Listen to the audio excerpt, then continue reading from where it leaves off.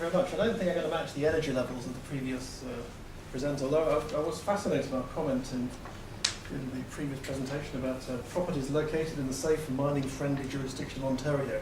I'm going to talk to you about Zimbabwe. I think those two things. Right, Caledonia Mining Corporation. We're a mining exploration and development company focused with a couple of very attractive assets in Africa. Strong foundation in gold, the Blanket gold mine in Zimbabwe, which is now producing about 40,000 ounces a year. Very low cost producer, $521 cash cost, and some quite attractive exploration opportunities, all self-funded. Then we have a base metals exploration play, which is copper cobalt in Zambia. Highly prospective area, slap next door to a new $400 mine that's being constructed at the moment by Vale. And we did some drilling last year which identified a new mineralized zone. We're listed in Toronto, NASDAQ, since 1992, and on AIM since 2005. We have no debt. We had about $10 million in the bank at the end of 2011, and that's gone up in the quarter just finished. Just a couple of highlights. These are graphs, these are nice pictures. We've had 7 successive quarters of increased gold production. We've tripled our gold production since the first quarter of 2010. And not surprisingly, we've had also 7 successive quarters of increased gross profit. We've increased gross profit from just less than $1 million to now over $10 million, which we've achieved in each of the last 2 quarters just finished. Part and parcel of that is a fairly significant reduction in our cash costs. Our cash costs at the low production levels were over $800 an ounce. We've now brought that down to $521 an ounce in the last quarter of 2011. And people might ask why have we managed to reduce those cash costs? Well, a large part of it is increasing production. We had a fairly high fixed cost base, and so by tripling production, obviously that means that those costs are spread over more ounces. We've also invested specifically to improve our operating efficiency. So we put in a number 4 shaft expansion project with a very efficient automated loading system underground. We've put in ore passes to reduce underground handling, and we've invested in the milling and CIL circuits to improve the consistency of what goes into the CIL, but also to reduce the extent to which we're using things like cyanide. So, for example, we've managed to reduce our cyanide consumption per ton processed from 1.4 kilos to just under 700, just 0.7 kilos. And that's helped to get our recoveries up from 92% to just over 93%. So it's a package of things which have allowed us to reduce that cash cost. And just to put ourselves in context, we're the red one towards the left. Centamin squeaked past us in Q4 with some very good results, which brought their cash cost down. But just to reinforce the point, that at $521 cash cost, we believe we're one of the lowest cash cost producers in Africa.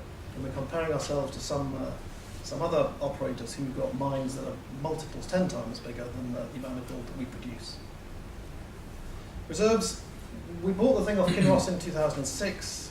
Since we bought it from Kinross, just about every dollar we've had has gone into plant upgrades and underground expansion projects. So to be fair, we haven't actually spent very much money on exploration since 2006. The resource base that we have at the moment is enough to sustain production for about 14 years at 40,000 ounces a year. We now have plenty of cash, and I'm going to talk to you in a minute about our exploration programs going forward. But we're by no means standing close to the edge of the cliff in terms of being under pressure to find immediate, quick reserves and resources to sustain production. We've got plenty of time to embark upon and complete a thorough and well-considered exploration program. Before I get on to exploration, just one important thing to understand is that we have very substantial surplus capacity above ground at the plant in Zimbabwe. So just a couple of numbers to fix in your minds. 40,000 ounces a year of gold production equates to a daily throughput of about 1,000 tonnes a day. We've got hoisting and crushing capacity of 3,000 tonnes a day. We've got milling capacity of 1,800 tonnes a day. And we've got CIL capacity of 3,800 tonnes a day. So if we can get our filthy fingers on more ore quickly, we can stick that straight through the plant with no need for capital investment at the plant and only an increase in the consumable cost of the plant itself. So to achieve that, there's two thrusts to our exploration program. The first, which is the biggest but will take the longest, is down dip exploration on the blanket footprint itself, on the known ore shoots. And the second is, which is shorter, much quicker, much cheaper, but smaller, is work on our portfolio of satellite properties. So just to give a bit more context on both of those, this is a cross section through about half of the blanket mine area. This mine's been operating since 1906, so as you might imagine, the grey areas are all the stoped out areas. And you may be able to see the blanket, the main shaft going down from the blanket ore body towards the right-hand side, down to 750 metres, which is the bottom level that we work at the moment. The ore bodies, you can see some of them, but not all of them, have dangling inferred resources. Those that don't have dangling inferred resources, it's not because it's not there, it's because we've not looked for it. And so what we're doing is we are putting in a haulage on 750 metre level to connect up these known ore bodies, and then we'll be doing down dip drilling from crosscuts from that 750 metre level. We expect that will take about 3 years to complete. And in our mind, we have a new discovery target of about 10 million tonnes or 1.25 million ounces of gold down to a level of 1,300 metres. And it's worth pointing out that our immediate next door neighbour is currently operating down to 1,100 metres below surface. So in our minds, there's little doubt that those ore bodies do extend at depth. So once we've identified the ore resource, then we'll go about conducting feasibility studies to work out how best to commercialise it, and in the context of Zimbabwean indigenisation, entering discussions about how that will be funded. The other aspect to our exploration is the portfolio of satellite properties that we've got. We've got 18 of these things, all within very close proximity to the blanket property. What you see here is a map of the Gwanda Greenstone Belt. The blanket footprint is the heavily hatched sort of purple splod sort of toward the top left-hand side, and around it you can see dotted the 18 or so satellite properties. The first one we're looking at, of those 18, we're looking at 4 initially. That's GG and what we call the Mascot Project area. GG is 7 kilometres from Blanket, the Mascot Project area is about 42 kilometres from Blanket. It's all well within easy trucking distance. Turning to GG, 7 kilometres from Blanket, this was an open cast operation, but it's not an open cast operation that could be run safely today. It's just a sort of big hole in the ground. So over the last few years, we've done some geochem work and some surface drilling, and we've got a very good idea as to where we think the extensions of the ore bodies are. What we've done is we've installed the headgear, which you see there, and we're waiting for an electricity connection, which will allow us to operate it. We've paid for that. We've given the Zimbabweans the money to buy the equipment, and they'll be at this site next week. And I hope to see some cables and some electricity. We've identified a contractor who can commence the shaft sinking. That will take about 4 or 5 months, and immediately then we'll be able to progress on the underground development work towards the areas where we know we think we're looking for the ore. Depending on the results, the first payable ore might just squeak in towards the end of this year, but it's probably more likely early next year. The second aspect is what we call the Mascot Project area, and that's 42 kilometres from Blanket, and that comprises 3 old mines which operated until the 1960s. In the 1960s, Rhodesia, as it was then, became an increasingly difficult place to operate because of ongoing bush war. And these mines, under different ownership at the time, all closed down at that stage. They've all got shafts going down to between 150 and 450 metres, and we are intending to reopen those shafts, rehabilitate them, and then conduct underground exploration work based on some exploration that we've done from surface over the last 2 or 3 years. Of these 3 properties, the one that we're starting with first is Eagle Vulture, which is what you see here. And that not necessarily because it's the best, it's just the one that's got the electricity connection, so it's where we can actually do the work. We've got people underground at the moment doing development work to where we believe the ore is, and that will take some time for them to get there. The one that we're most excited about this area is Mascot itself, where we think that's the best potential for the biggest and quickest return. And again, that's where we expect to have electricity output in now, or if it's not there now, within the next few weeks. And Penzance will be the third to be addressed. And the nice thing about all of these projects, both Eagle Vulture, Mascot, Penzance and GG, is that they're relatively cheap. Each one will cost $400,000, $500,000, $600,000 a piece, which in the context of Zimbabwe at the moment is about the right sort of investment you want to be making today. And indicatively, obviously, the production rate that would come out of each of these shafts depends entirely on what we find. But in our minds, we're hoping for an indicative production rate of 100 to 150 tonnes a day from each of these shafts, which would give us from each of these shafts about an extra 4,000 or 5,000 ounces of gold per annum. So that would see us probably over the course of 2013 allowing us to increase production from the current level of 40,000 ounces a year up to, say, 56,000 to 60,000 ounces a year. Before then, we have the potential uplift arising from the down dip exploration at Blanket itself. So, to our minds, that's a fairly sort of sensible, gradualistic approach to developing the business in Zimbabwe at the moment. For those of you who don't know much about Zimbabwe, just a few sort of bits of background. The economy has stabilised, which is very similar to say that Titanic isn't sinking anymore. The Zim dollar was abolished in February 2009, and so Zimbabwe as a government can't print any money, and it's in the situation of having de facto to run a balanced budget. And so I put it in the same club as Switzerland and Germany. It's therefore forced to adopt some quite conservative economic policies. The commercial environment that we operate in has been liberalised, so we don't have to sell our gold to the government and wait for them to pay us. We sell our gold through rand refineries into the international market. We sell it for US dollars. We remit those dollars back to Zimbabwe, where we use them to pay our workers, pay our electricity bills, pay ourselves for all the consumables that we bring up from Johannesburg. We pay our taxes. And what the considerable amount that's left after tax, we then dividend back out of the country to somewhere else, either South Africa or Canada, where we hold it at the group level. We don't leave cash sitting in Zimbabwe, and typically we'll run a $2.5 million overdraft there at any one time. What's worth noting is the labour force in Zimbabwe, unlike, say, South Africa, the Zimbabwean labour force is highly educated, very skilled, very stable, and very experienced. 99% of our workforce are indigenous Zimbabweans, and many of them, most of them live on the mine, and many of them have worked with us for very many years. Taxation rates, 7.5% royalty, 7% royalty, 25% income tax, and we're in the south of Zimbabwe, relatively close to South Africa.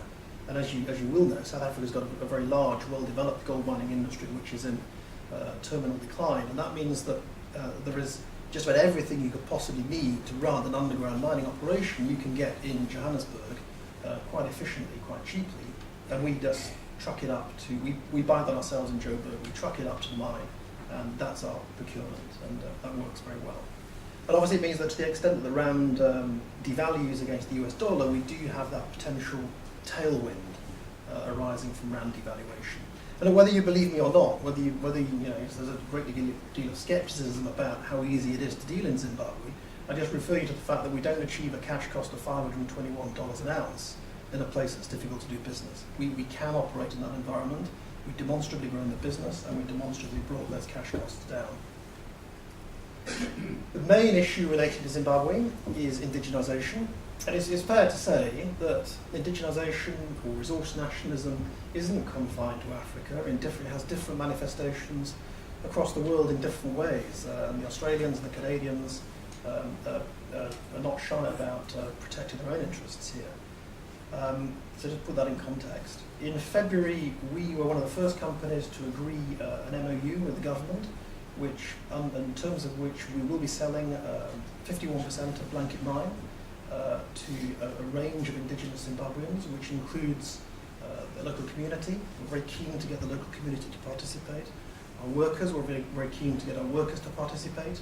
We've identified a group of individual Zimbabweans who we feel will add enormous value to the business going forward, and the government will be coming in with a stake of about 16% through some sort of sovereign wealth fund.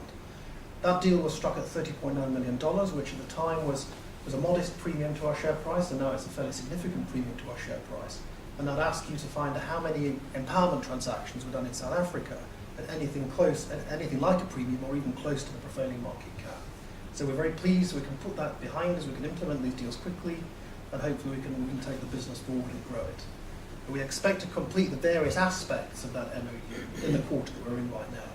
And once indigenized, we've got the money, and we should be sort of politically and strategically positioned within Zimbabwe to take advantages of opportunities that may arise. The other aspect of the business is the Zambian base metals exploration play. I'm sure you all can differentiate your Zims and your Zams. Zambia has been independent for 40, 45 years and has a history of democratic elections and changes of government in very much the same way that it happens in Europe. There's been a recent change of government actually, which went very smoothly. We've got 4 large-scale mining licenses in the northwest, covering just about 800 square kilometres, right up to the Congolese border. And immediately to the east of our property, there is a new mine being developed by Vale, a $400 million copper mine. We've been looking at this area for quite some time, initially with a focus on cobalt. And the cobalt may or may not be there, but that's been kind of overtaken by some work that was done by Vale, Teal next door to us, and by some work that we've done last year, which kind of, based on which we believe there's now more prospect for a copper development there. The work we did last year, we put down 4 holes, increased that to 5 holes. Initially we were looking for mineralization on the ore shale, and whilst we identified the ore shale on our property, it was A, very deep, and B, had either no or very little copper, and so that wasn't commercial. But as we were getting down to the ore shale, we went through a new mineralized zone at depths from 280 to 450 meters, so that's significantly shallower than the stuff that Vale are addressing next door to us. And we identified a weighted average copper content of 0.4%, 0.47% copper at an average width of over 40 meters.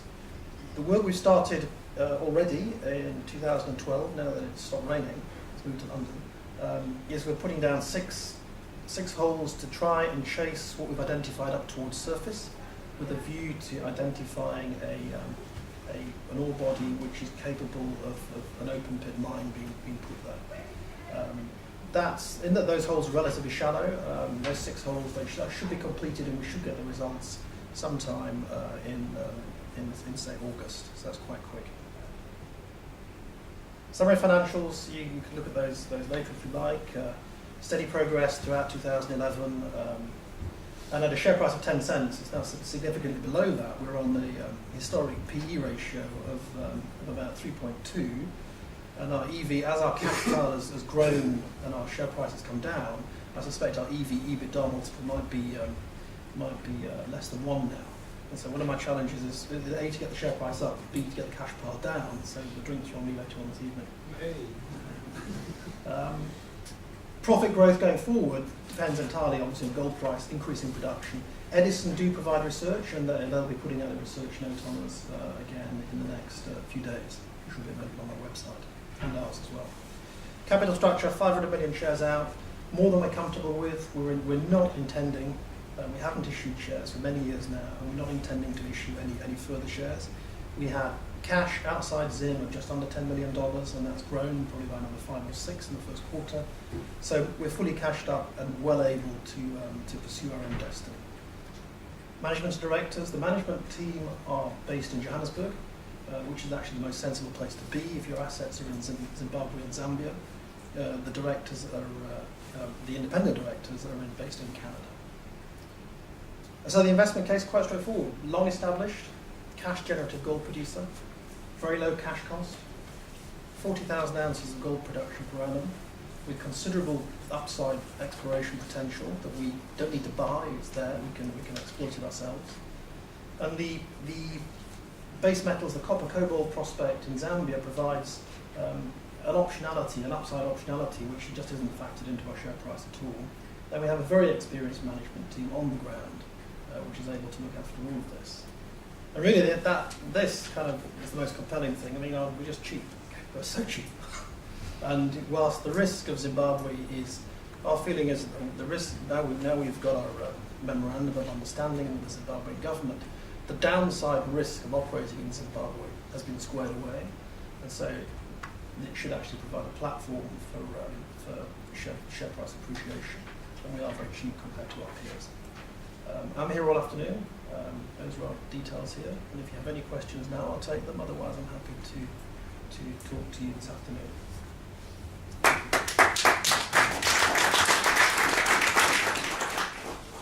Thank you very much indeed. Mark, are there any questions from the floor? I have one quick question, maybe a naive question. You're sitting on a cash pile. You feel as though you've got a lot of shares outstanding out there. Your share price is suffering. Is it time for a share buyback? So we consider these things all the time. Don't forget that if the drill results from Nala in August are good, that will unlock a very, very significant investment opportunity, which $10 million won't go particularly far.